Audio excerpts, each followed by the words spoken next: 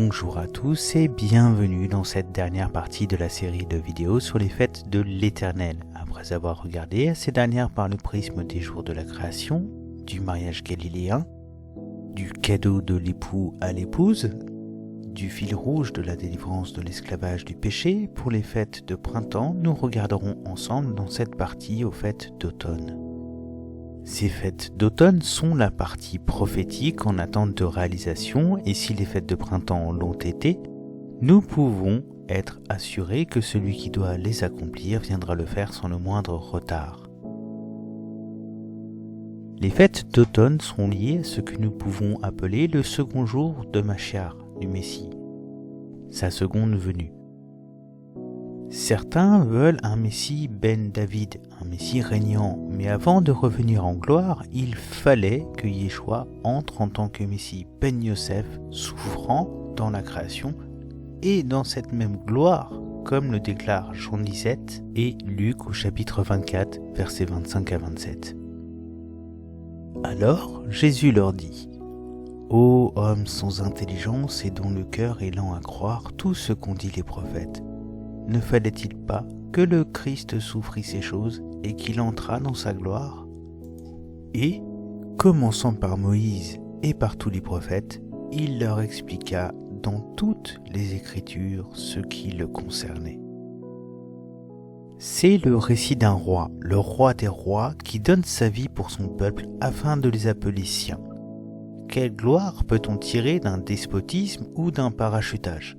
Lui est allé la chercher avec force et victoire jusqu'au séjour des morts, où avaient pris résidence nos âmes, afin de se révéler pour qui il est, un Dieu qui rachète les fautes de ceux qui ont péché envers lui, afin de les ramener dans le plan originel qu'il a de tout temps prévu pour eux. Nous ne pouvons voir la gloire de Dieu sans accepter notre incapacité, sans accepter qu'il soit intervenu comme un père soldant la dette de son enfant afin qu'il puisse se relever, sans faire ni bruit ni éclat de ce fait, mais qui désire retrouver son enfant tel qu'il le connaît. Ce récit est celui de chacun d'entre nous avec Dieu, un récit qui s'écrit jour après jour et qui continuera dans l'éternité selon le choix que nous aurons fait de revenir ou pas, de chercher sa face et le connaître ou pas. Ces fêtes d'automne sont celles qui annoncent le jugement du monde, le salut pour ceux ayant accepté l'œuvre de Dieu dans leur vie et lui ayant donné gloire, car lui seul a payé, lui seul en a les moyens et lui seul la mérite. Une gloire, une histoire qui va bientôt être dévoilée devant chaque homme, femme et enfant de cette terre qui pliera le genou devant lui, bon gré, mal gré. Ce que certains n'avaient pas compris dans ce qu'il demandait en lui demandant de descendre de la croix. Mais Dieu veut faire jaillir dans l'éternité des adorateurs selon son cœur, en esprit et en vérité, qui le désirent comme une biche soupire après des courants d'eau. Deutéronome au chapitre 29, verset 29 nous dit : « Les choses cachées sont à l'Éternel, notre Dieu.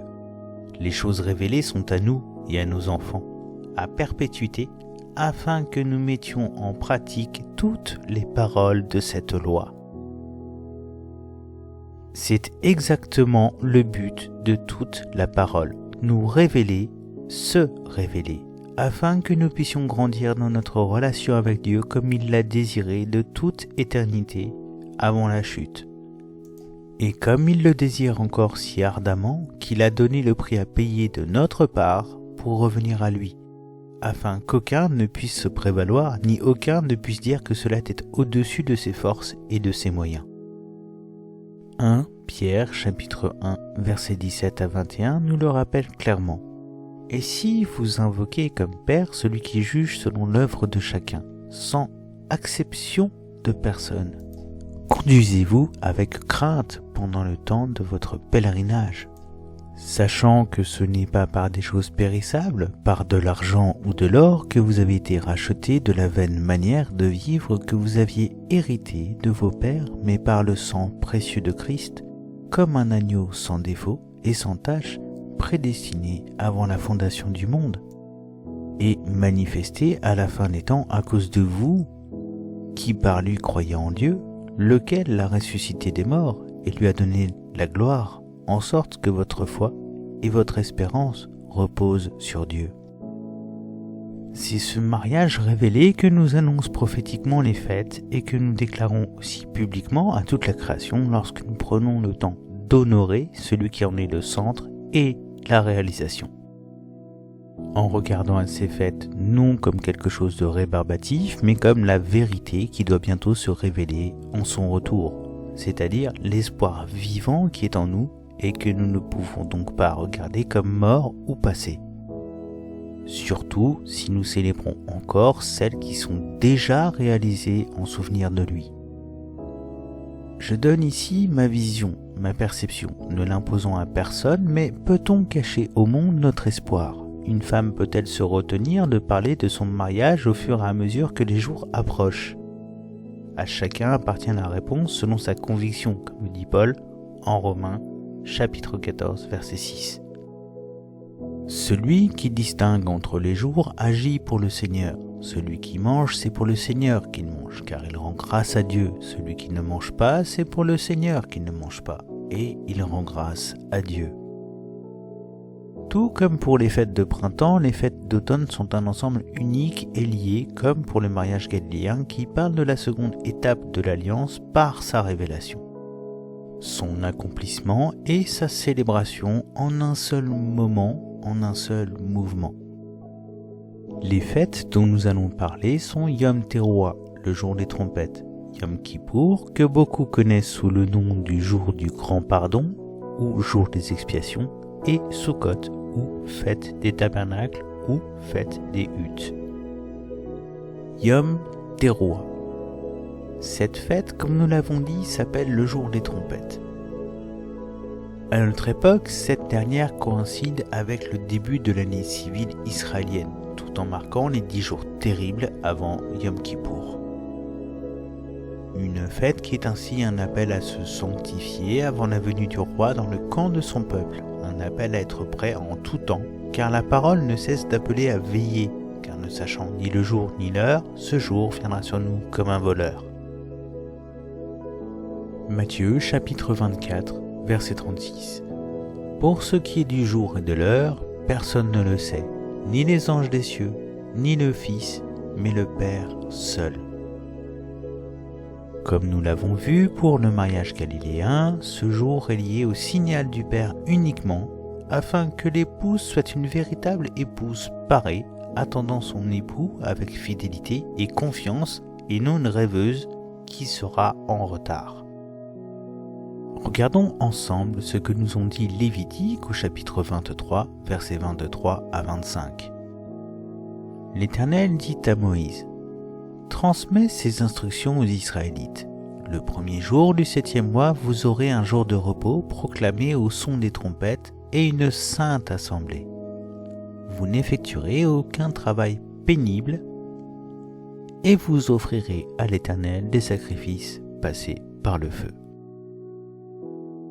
Cette fête pourrait sembler la plus énigmatique, et elle l'est en effet, car si nous regardons au mariage, elle correspond au moment du chauffard, juste avant l'enlèvement. Les 10 jours séparant ainsi Yom Teruah de Yom Kippour sont comme la procession pour l'épouse qui est cherchée pour rejoindre en chemin son époux. Une journée que nous pouvons lier au jour de l'Éternel, la venue du jugement sur ce monde. Ce jour verra l'accomplissement de ce que Yeshua n'a pas encore accompli et qu'il n'a pas lu, car cela est en attente dans le temps de patience du Créateur. Retournons vérifier en Ésaïe 61, versets 1 à 3. L'Esprit du Seigneur, de l'Éternel, est sur moi parce que l'Éternel m'a consacré par onction pour annoncer de bonnes nouvelles aux pauvres. Il m'a envoyé pour guérir ceux qui ont le cœur brisé, pour proclamer aux déportés la liberté et aux prisonniers la délivrance, pour proclamer une année de grâce de l'Éternel. Yeshua s'est arrêté ici pour le premier jour du Messie, mais le texte continue pour ceux qui cherchent sa face. Et un jour de vengeance de notre Dieu pour consoler tous ceux qui sont dans le deuil, pour donner aux habitants de Sion en deuil une belle parure au lieu de la cendre, une huile de joie au lieu du deuil, un costume de louange au lieu d'un esprit abattu.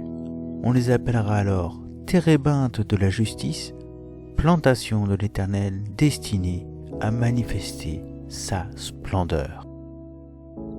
Mais Ésaïe continue encore de parler de ce jour pour ceux qui seront restés dans la rébellion. Et nous pouvons lire cela en Ésaïe chapitre 14, versets 6 à 9.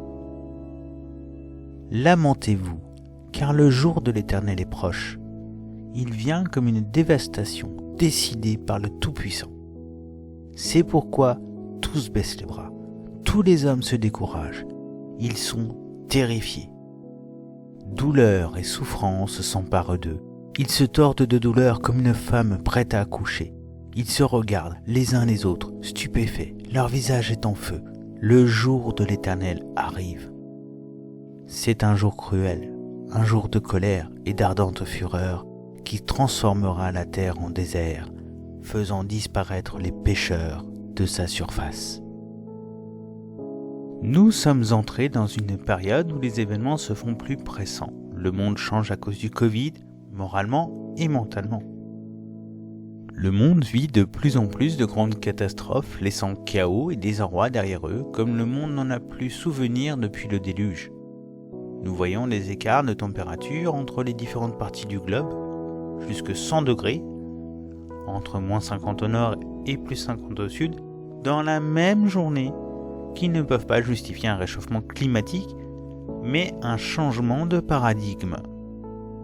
Les guerres et les bruits de guerre se font de plus en plus pressants, comme si le monde ne pouvait y échapper, comme pressé de toutes parts par le péché. L'oppression spirituelle que nous ressentons et qui en affole certains, qui nous heurte, est un appel de Dieu à se tourner vers lui, à crier à lui et à invoquer son nom. Saurons-nous entendre le son de la trompette de Dieu? Matthieu chapitre 13 versets 24 à 30. Il leur proposa une autre parabole et dit: Le royaume des cieux est semblable à un homme qui a semé une bonne semence dans son champ. Mais, pendant que les gens dormaient, son ennemi vint, sema de l'ivraie parmi le blé et s'en alla. Lorsque l'herbe eut poussé et donné du fruit, l'ivraie parut aussi. Les serviteurs du maître de la maison vinrent lui dire: Seigneur, n'as-tu pas semé une bonne semence dans ton champ? D'où vient donc qu'il y ait de l'ivraie? Il leur répondit: C'est un ennemi qui a fait cela. Et les serviteurs lui dirent: Veux-tu que nous allions l'arracher? Non, dit-il. De peur qu'en arrachant l'ivraie, vous ne déraciniez en même temps le blé. Laissez croître ensemble l'un et l'autre jusqu'à la moisson, et à l'époque de la moisson, je dirai au moissonneur: Arrachez d'abord l'ivraie, et liez-la en gerbe pour la brûler, mais amassez le blé dans mon grenier. Cette parabole nous place devant l'histoire de l'humanité, de la chute liée à la tentation et du choix laissé à chaque homme par le libre arbitre, de la possibilité de devenir du blé, même si nous avons l'apparence de l'ivraie. Mais cela ne se peut que par un fait, le sang versé à la croix, la résurrection et notre acceptation du don de Dieu par cette offrande parfaite qui change notre nature d'enfant déchu en enfant racheté et adopté, appelé par son nom, non par nos efforts, mais par pure grâce. Cela nous parle aussi de la moisson de la fin des temps, car comme nous l'avons vu, le mystère de l'iniquité doit croître jusqu'à son paroxysme afin que le tri puisse se faire. Certains regarderont ici circonspects de lier ce passage avec Yom Teruah. Mais Jean nous a donné la clé qu'il a reçue de Yeshua, Jésus, dans le livre des Révélations. L'Apocalypse parle de différents événements terrestres déclenchés dans le ciel. Cela débute par l'ouverture des 7 sceaux, dont le 7e déclenche les 7 trompettes, dont la 7e déclenche les 7 coupes, coupes de la colère de Dieu. Et la parole nous rassure sur ces événements comme Paul le dit en Romains chapitre 5 versets 9 à 10. Donc, Puisque nous sommes maintenant déclarés justes grâce à son sacrifice pour nous, nous serons à plus forte raison encore sauvés par lui de la colère à venir. Alors que nous étions ses ennemis, Dieu nous a réconciliés avec lui par la mort de son Fils. À plus forte raison, maintenant que nous sommes réconciliés, serons-nous sauvés par sa vie. C'est ce que dit Yeshua en Jean chapitre 5 versets 28 à 29. Ne vous en étonnez pas, car l'heure vient où tous ceux qui sont dans les tombeaux entendront sa voix et en sortiront. Ceux qui auront fait le bien ressusciteront pour la vie, mais ceux qui auront fait le mal ressusciteront pour le jugement. Paul relit cela en 1 Corinthiens chapitre 15 versets 51 à 53. Voici, je vous dis un mystère, nous ne mourrons pas tous, mais tous nous serons changés en un instant, en un clin d'œil à la dernière trompette.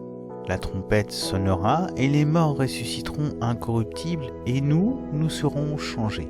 Car il faut que ce corps corruptible revête l'incorruptibilité et que ce corps mortel revête l'immortalité. Comme nous l'avons vu, les trompettes sont aussi sonnées à Yom Kippour pour déclarer l'année de relâche, Shemitah et le jubilé, ce qui fait que cela est impossible de déterminer le moment de la dernière trompette. Mais cette fête est un souvenir pour se rappeler de la fidélité et de la promesse de Dieu pour ceux qui désirent le suivre. Avant de clôturer sur la fête des trompettes, regardons quelques instants en Apocalypse pour voir ce que le texte nous déclare sur cette 7e trompette. Elle débute en Apocalypse chapitre 11 verset 15. Le 7e ange sonna de la trompette, et il y eut dans le ciel de fortes voix qui disaient « Le royaume du monde est remis à notre Seigneur et à son Christ, et il régnera au siècle des siècles. » Cette trompette s'achève à l'apparition des 7 anges avec les 7 fléaux, coupe de la colère en Apocalypse chapitre 15 versets 6 à 8. Les 7 anges, porteurs des 7 fléaux, sortirent du temple. Ils étaient vêtus de tuniques d'un lin pur, éclatant, et leur taille était serrée par une ceinture d'or. L'un des 4 êtres vivants remit aux 7 anges 7 coupes d'or remplies de la colère de Dieu qui vit éternellement. Alors la gloire et la puissance de Dieu remplirent le temple de fumée, en sorte que personne ne put y pénétrer, tant que les 7 fléaux, déclenchés par les 7 anges, ne s'étaient pas accomplis. Je vous laisse lire par vous-même tout le livre des révélations, ou de la révélation, que je regarde comme une chronologie, parfois avec des passages qui ajoutent à ce qui a été apporté un peu plus avant. Dieu ne désire pas nous perdre, mais nous donne des informations complémentaires sur la saison que nous pouvons trouver en Matthieu 24 et en Luc 21. Nous pouvons donc y trouver un encouragement à lever notre tête pour voir notre délivrance en Apocalypse chapitre 14, versets 14 à 16. Alors je vis une nuée blanche sur laquelle siégeait quelqu'un qui ressemblait à un fils d'homme. Il avait sur la tête une couronne d'or et tenait à la main une faucille bien tranchante. Puis un autre ange sortit du temple, criant d'une voix forte à celui qui siégeait sur la nuée. « Lance ta faucille et moissonne, car l'heure est venue de moissonner et la moisson de la terre est mûre. » Celui qui siégeait sur la nuée lança la faucille sur la terre, et la terre fut moissonnée. Le 5e jour, qui préfigure celui des trompettes, est celui des animaux qui vivent dans les mers et dans les airs. Rappelons-nous qu'ils ont reçu une bénédiction qui peut nous amener à regarder à l'appel de Matthieu, chapitre 28, versets 19 à 20. Allez, faites de toutes les nations des disciples, les baptisant au nom du Père, du Fils et du Saint-Esprit, et enseignez-leur à observer tout ce que je vous ai prescrit. Et voici, je suis avec vous tous les jours jusqu'à la fin du monde. Car la parole déclare que les envoyés sont des pécheurs d'hommes, ce qui lie Yom Teruah directement au 6e jour et à la 6e fête que nous allons aborder. Yom Kippour. La seconde fête du cycle d'automne est ainsi décrite en Lévitique, chapitre 23, versets 26 à 32. L'Éternel dit à Moïse: le 10e jour de ce 7e mois, ce sera le jour des expiations. Vous aurez une sainte assemblée. Vous vous humilierez et vous offrirez à l'Éternel des sacrifices passés par le feu. Vous ne ferez aucun travail ce jour-là. Car c'est le jour des expiations, où l'expiation doit être faite pour vous devant l'Éternel, votre Dieu. Toute personne qui ne s'humiliera pas ce jour-là sera exclue de son peuple. Toute personne qui fera ce jour-là un travail quelconque, je l'exclurai du milieu de son peuple. Vous ne ferez aucun travail. C'est une prescription perpétuelle pour vous au fil des générations, partout où vous habiterez. Ce sera pour vous un Shabbat, un jour de repos, et vous vous humilierez. Dès le soir du 9e jour jusqu'au soir suivant, vous célébrerez votre Shabbat. Yom Teruah a lieu le 1er et Yom Kippour le 10 du 7e mois. Le temps les séparant est un temps que nous pouvons considérer comme celui pour nous sanctifier, pour aller à la rencontre de l'époux comme il fut demandé au peuple hébreu en Exode, chapitre 19, versets 10 à 11. Et l'Éternel dit à Moïse: va vers le peuple, sanctifie-les aujourd'hui et demain, qu'ils lavent leurs vêtements, qu'ils soient prêts pour le 3e jour, car c'est le 3e jour, l'Éternel descendra aux yeux de tout le peuple sur la montagne de Sinaï. C'est un temps de patience, mais c'est le dernier, car après vient ce que nous avons déjà vu ensemble en Apocalypse au chapitre 10 verset 7. Au jour de la voix du 7e ange, quand il sonnera de la trompette, le mystère de Dieu s'accomplirait, comme il l'a annoncé à ses serviteurs les prophètes. Nous pouvons relier le jour de Yom Kippour à la fin de la procession, l'entrée dans la chambre nuptiale pour être du mariage de l'agneau avec son épouse, comme le dit Matthieu, chapitre 25, versets 5 à 10. Comme l'époux tardait, toutes s'assoupirent et s'endormirent. Au milieu de la nuit, on cria: voici l'époux, allez à sa rencontre. Alors, toutes ces vierges se réveillèrent et préparèrent leurs lampes. Les folles dirent aux sages: donnez-nous de votre huile, car nos lampes s'éteignent. Les sages répondirent: non, il n'y en aurait pas assez pour nous et pour vous. Allez plutôt chez ceux qui en vendent et achetez-en pour vous. Pendant qu'elles allaient en acheter, l'époux arriva. Celles qui étaient prêtes entrèrent avec lui dans la salle des noces et la porte fut fermée. La porte fut fermée. Yom Kippour est désigné comme le jour où le livre de vie, mentionné en Exode chapitre 32 verset 32, est fermé, scellé. Et il est dès lors trop tard en fin de journée pour se larmoyer en espérant y voir inscrit notre nom si nous n'avons pas fait ce qu'il fallait. Nous savons préparer nos vaccins, nos visas et notre passeport pour voyager, et c'est ce que nous demande Dieu, de préparer ce voyage dans l'éternité. Mais cela se prépare avant de passer le contrôle qui se fait quand nous passons de ce monde au suivant. Sommes-nous en règle? Faisons-nous tout notre possible pour l'être? La bonne nouvelle, c'est qu'il ne faut qu'un passeport. Un passeport couvert du sang versé à la croix par Yeshua et dont Yom Kippour nous parle pour ce voyage sans date de départ mais qui concerne notre future éternité. Lévitique, chapitre 16, versets 7 à 10. Il prendra les 2 boucs et les placera devant l'Éternel à l'entrée de la tente d'assignation. Aaron jettera le sort sur les 2 boucs, un sort pour l'Éternel et un sort pour Azazel. Aaron fera approcher le bouc sur lequel est tombé le sort pour l'Éternel, et il l'offrira en sacrifice d'expiation. Et le bouc sur lequel est tombé le sort pour Azazel sera placé vivant devant l'Éternel, afin qu'il serve à faire l'expiation et qu'il soit lâché dans le désert pour Azazel. La compréhension des 2 boucs est importante car elle nous permet de voir que l'expiation est faite pour le peuple par le premier et le second qui emporte au loin les souvenirs des péchés. Cela nous rappelle les paroles de Jérémie, chapitre 31, versets 31 à 34, mais aussi celles du psalmiste dans le psaume 103, versets 10 à 12.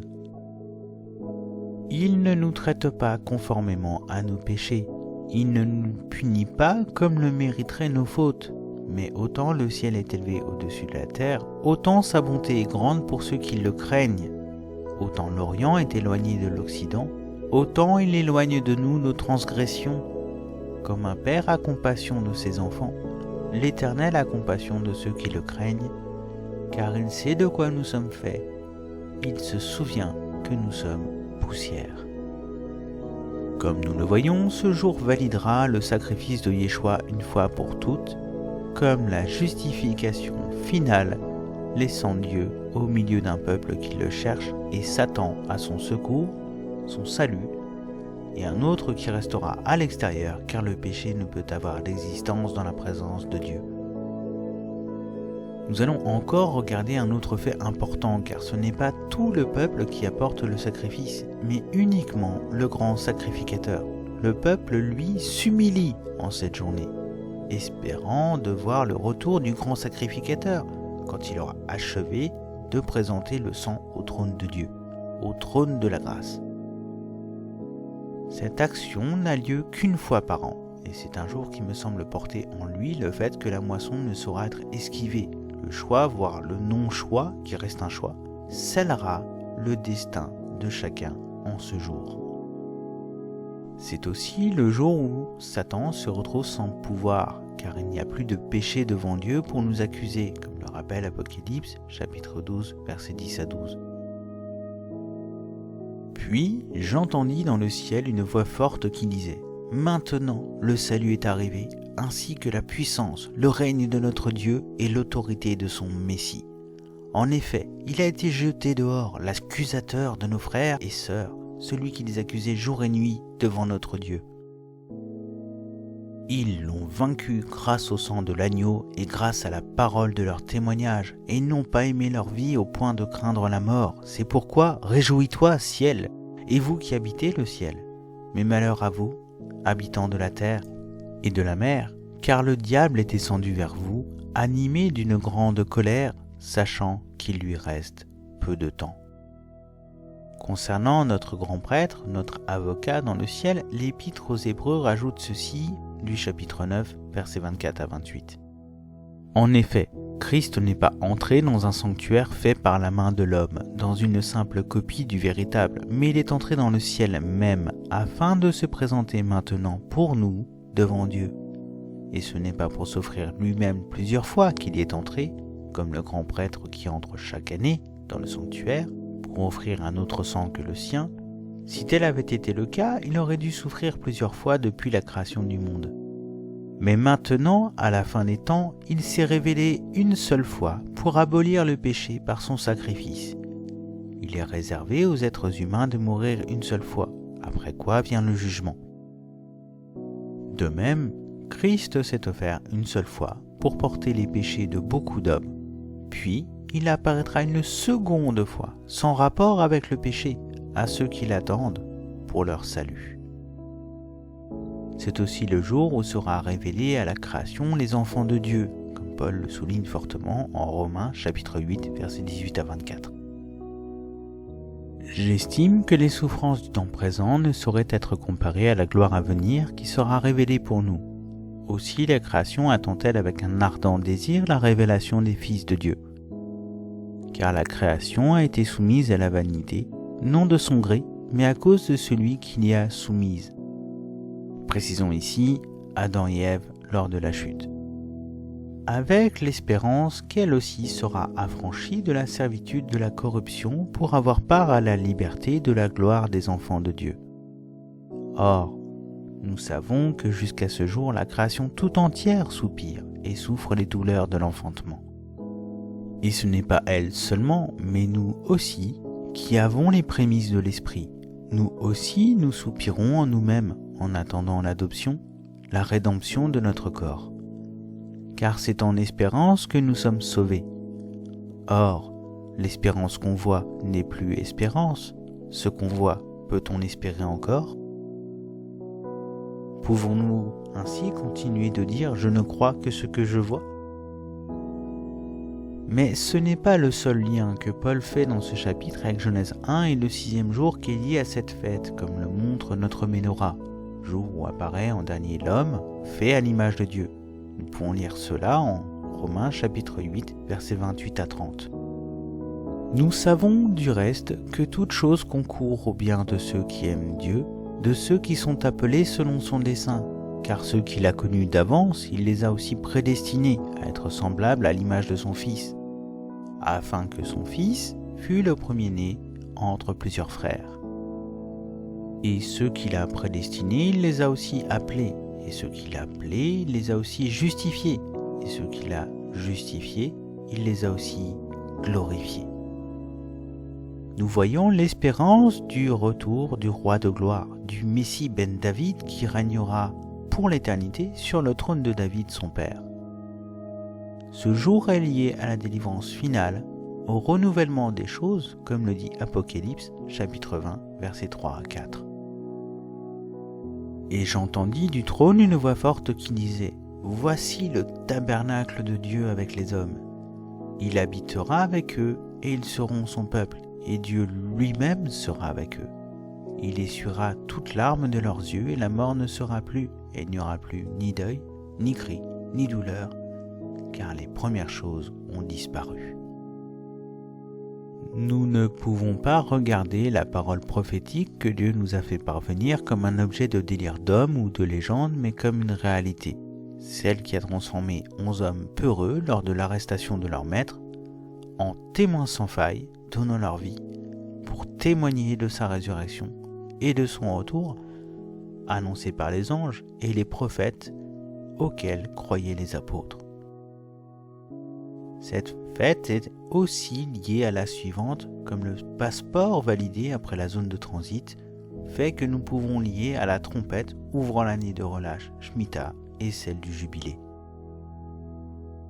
Sukkot.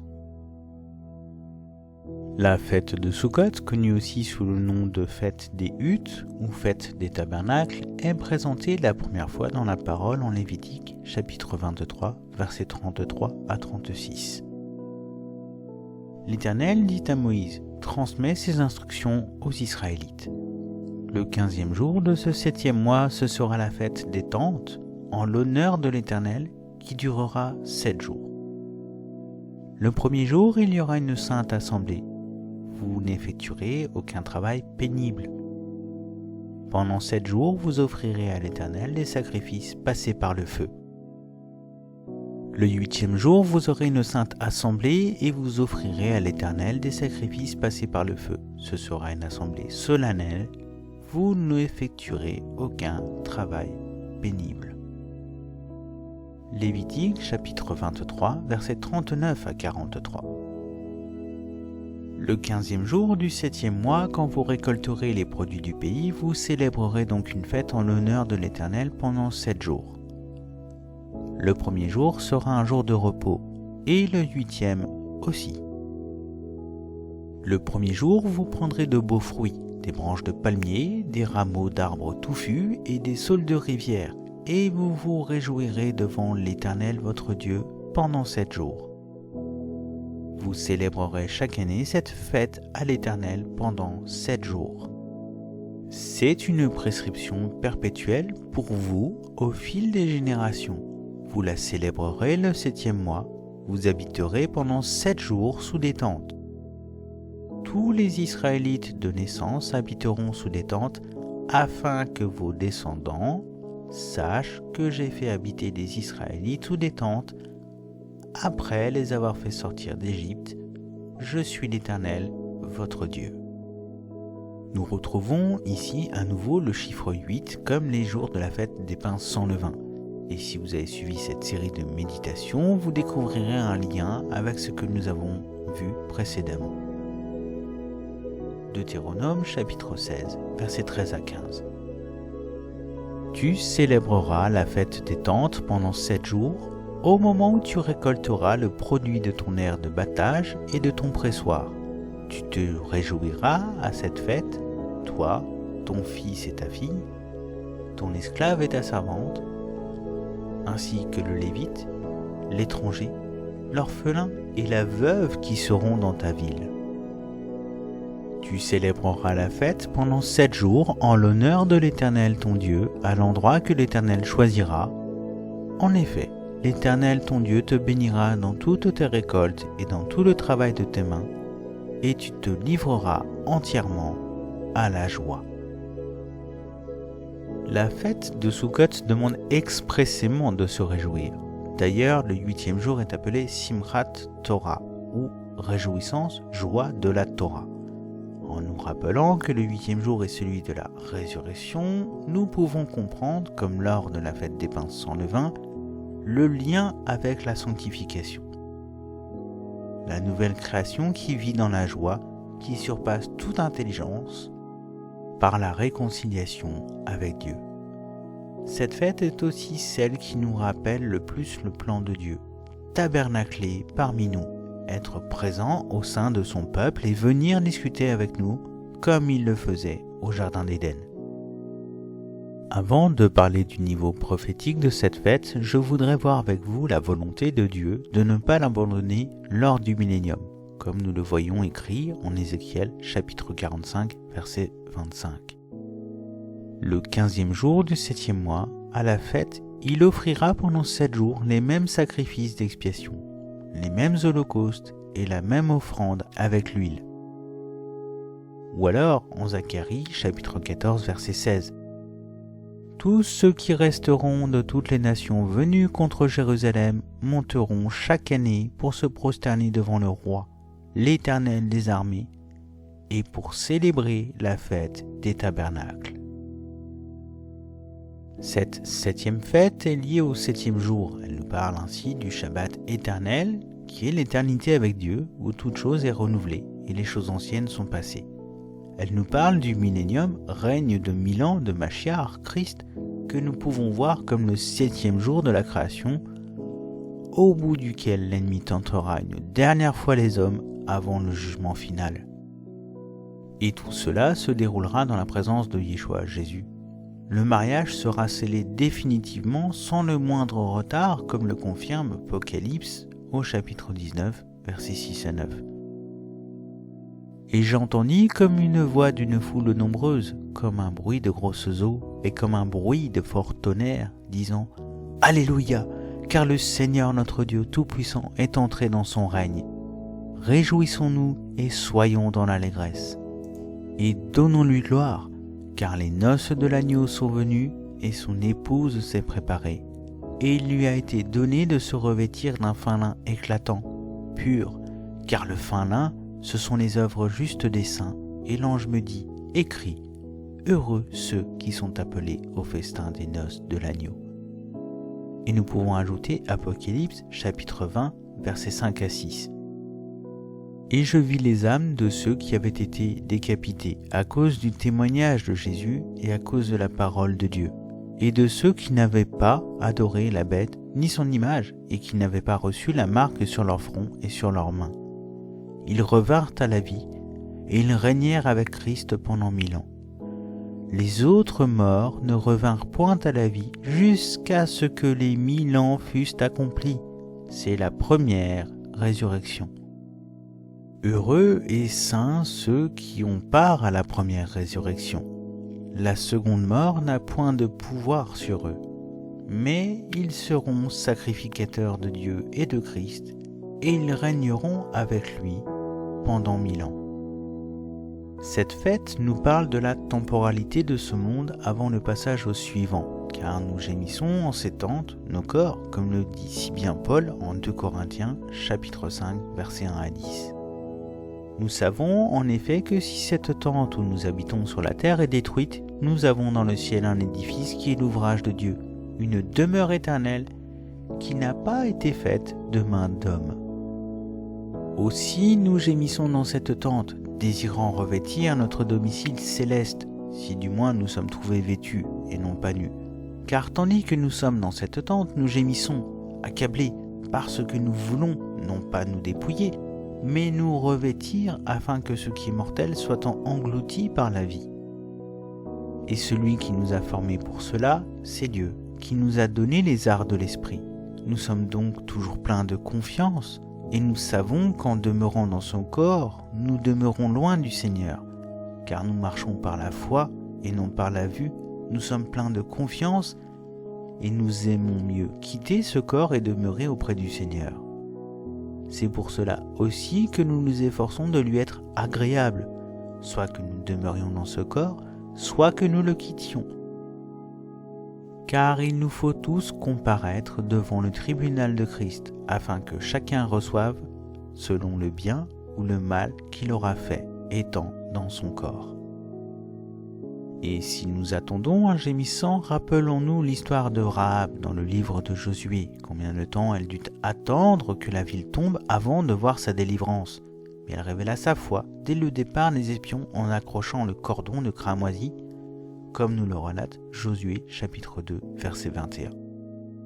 Nous sommes ainsi rappelés par cette fête de cette délivrance reçue gratuitement de Dieu alors que nous sommes pécheurs devant lui, mais justifiés par le sacrifice et la résurrection de Yeshua qui est venu dans la chair pour accomplir le moindre trait de l'être de la loi, mais aussi des prophètes, et cela concerne ainsi son retour. Dieu n'est pas un homme pour mentir, et l'inspiration qu'il a donnée à des hommes pour écrire de sa part est aussi une preuve de son amour. Et ce n'est pas à lui qu'incombe alors la faute des hommes qui ont usé de son nom pour agir faussement, pour prendre le pouvoir sur les autres, mais à chacun d'entre nous qui avons cru sans avoir cherché la vérité. Il est encore temps, aujourd'hui, si ce n'est déjà fait, de le faire alors que nous terminons ensemble cette méditation. J'espère avoir pu, par ce partage, vous avoir donné envie de fouiller, creuser, analyser la parole que nous avons reçue et dont nous disposons de nos jours. Le dernier verset que je désire partager avec vous pour clôturer nous replace devant les paroles de Yeshua en Luc chapitre 4 versets 16 à 21, qu'il interrompit comme nous l'avons lu précédemment, et qui nous parle des 2 jours de Machiar, dont son retour en gloire pour ceux qui l'attendent. Ésaïe chapitre 61 versets 1 à 3. L'Esprit du Seigneur, l'Éternel, est sur moi, car l'Éternel m'a oint pour porter de bonnes nouvelles aux malheureux. Il m'a envoyé pour guérir ceux qui ont le cœur brisé, pour proclamer aux captifs la liberté et aux prisonniers la délivrance, pour publier une année de grâce de l'Éternel et un jour de vengeance de notre Dieu, pour consoler tous les affligés, pour accorder aux affligés de Sion, pour leur donner un diadème au lieu de la cendre, une huile de joie au lieu du deuil, un vêtement de louange au lieu d'un esprit abattu, afin qu'on les appelle des térébintes de la justice, une plantation de l'Éternel pour servir à sa gloire.